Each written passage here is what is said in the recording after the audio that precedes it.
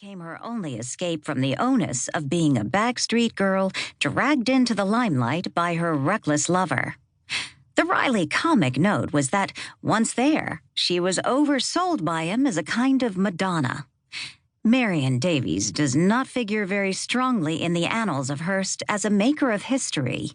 He already had done his controversial turn of helping to drag the United States into war against the Spanish long before he met Marion. She remained very much in the background at San Simeon during the 1932 Democratic Convention, when, from his California mountaintop, he helped put across the candidacy of Franklin Delano Roosevelt. It was, like nearly all of his ultimate political decisions, a compromise. But what is significant is that these historical events were 34 years apart, and Hearst continued influencing American history and opinion for almost 2 decades more. But Marion was something more than an eyewitness to 35 years of her lover's powerful role in American life. She sustained, through her laughter and encouragement, a man who was something less than a titan physically as he moved beyond his middle years. Hearst's way of life was a Cecil B. DeMille epic realized, a little grander than the imaginings of Sir Walter Scott. While at first he seemed some monstrous throwback to the age of feudalism, Marion changed all that.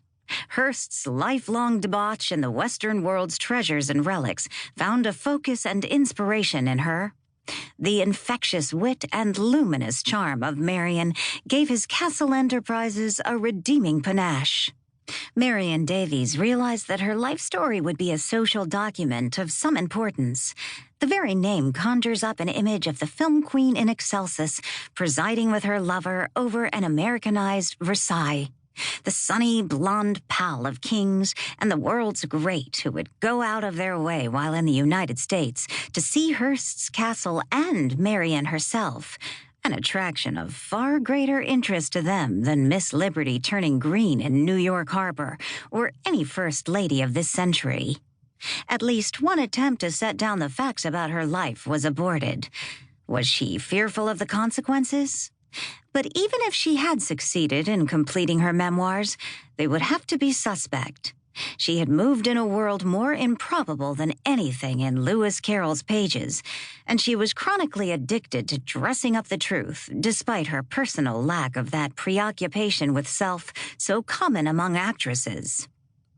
A generation removed from the actress, I grew up in Iowa and New Jersey in a kind of perpetual twilight that was my life from Saturday matinee to Saturday matinee.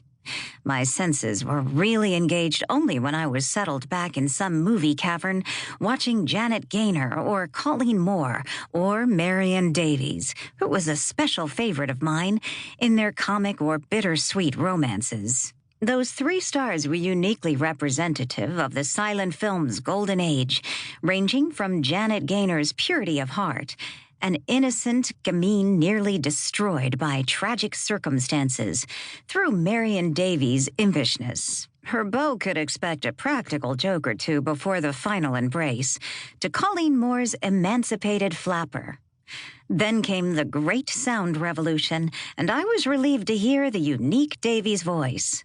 I was to learn how drinking could improve a woman's voice some years later, as she sang and danced briefly in an early showcase of Metro Stars, the Hollywood Review of 1929. We were never to meet, Miss Davies and I was to return to my precocious obsession with her personality rather late in life, after a casual suggestion by Anita Luce, who once had been a neighbor of Marion's at Santa Monica and a frequent visitor at San Simeon. I especially would like to thank Charles Lederer for devoting many hours to discussing details of Marion Davies' life and career, for helping me make contact with those who knew her best, and for answering dozens of questions posed by my interviews with others. Captain Horace G. Brown for giving me not only enriching details about Miss Davies' last decade, but the resolute will to make the book uncompromising as well as compassionate. Miss Dorothy McHale for journeying from Hawaii to San Francisco to meet with me simply out of her respect for Miss Davies, and Mrs. Eleanor Boardman de Rast for seeing me numerous times.